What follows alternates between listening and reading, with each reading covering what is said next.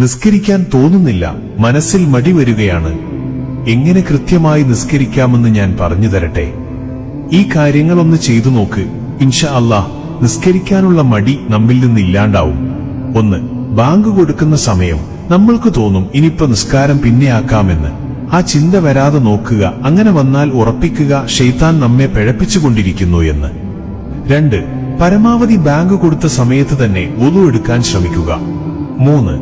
നിസ്കാരം ഒരു ഭാരമായി കാണാതിരിക്കുക.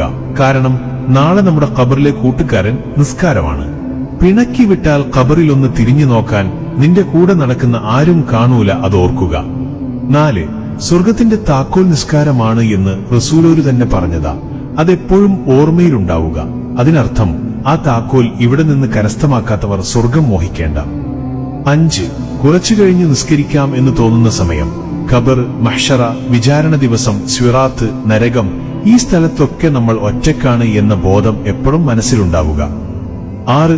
പിന്നൊന്ന് ഉറപ്പിക്കുക, നിസ്കാരം ഉപേക്ഷിച്ചാൽ ഈമാൻ കിട്ടി മരിക്കൂല, ഈമാൻ കിട്ടാതെ മരിച്ചാൽ നരകമുറപ്പിക്കാം. റബ്ബ് കാത്തുരക്ഷിക്കട്ടെ, ആമീൻ. 7. എപ്പോഴും ഓർമ്മയിലുണ്ടാവുക, ഈ വഖത്ത് ഒഴിവാക്കിയാൽ ഒരുപക്ഷെ അടുത്ത വഖത്ത് ഒഴിവാക്കാൻ നീ ഉണ്ടാവില്ല എന്ന്. നിസ്കാരം ഒഴിവാക്കുന്നവർക്ക് ആയുസ് കുറയും, ദാഹിച്ചു മരിക്കും, ഖബറിൽ തീ നിറക്കപ്പെടും, സ്വർഗത്തിന്റെ വാസന പോലും കിട്ടില്ല. 8. എപ്പോ നിസ്കാരം ഒഴിവാക്കണം തോന്നുമ്പോഴും ഓർത്തോ, നീ നിസ്കാരം ഒഴിവാക്കി സമ്പാദിക്കുന്നതൊന്നും നിനക്ക് ഉപകാരപ്പെടില്ല, നഷ്ടങ്ങളല്ലാതെ. 9. റബ്ബിനോട് ഇടയ്ക്ക് ദുആ ചെയ്യുക, മനസ്സ് നന്നാക്കി തരാനും നിസ്കാരത്തിൽ കൂടുതൽ ശ്രദ്ധ കിട്ടാനും. 10. ആയത്തുൽ കുർസി ഓതുക. ഇപ്പൊ നിസ്കരിക്കണ്ട, പിന്നെ നിസ്കരിക്കാമെന്ന് തോന്നുന്ന സമയമൊക്കെ ശൈത്താന്റെ കെണിയിൽ നിന്നും രക്ഷിക്കും. 11. എപ്പോഴും ഓർക്കുക, നിസ്കാരം അത് ഏതൊരു കാര്യത്തിന്റെയും അടിത്തറയാണ്. ആ അടിത്തറയില്ലെങ്കിൽ ജീവിതം തകിടം മറിയും. 12. ദിവസവും ഒരു 10 വട്ടമെങ്കിലും സ്വലാത്തുൽ ഫാത്തിഹ പതിവാക്കുക. ഇത് മനസ്സിനെ നന്നാക്കും.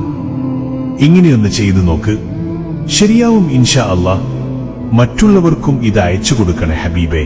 ചിലപ്പോ നിങ്ങൾ കാരണം അവരും നന്നായാലോ, നിങ്ങൾക്കും അതിന്റെ പ്രതിഫലം കിട്ടില്ലേ? അല്ലാഹു നമ്മുടെ അമലുകളെല്ലാം സ്വീകരിക്കട്ടെ, ആമീൻ യാ റബ്ബൽ ആലമീൻ. അസ്സലാമു അലൈക്കും വറഹ്മത്തുള്ളാഹി വബറകാതുഹു.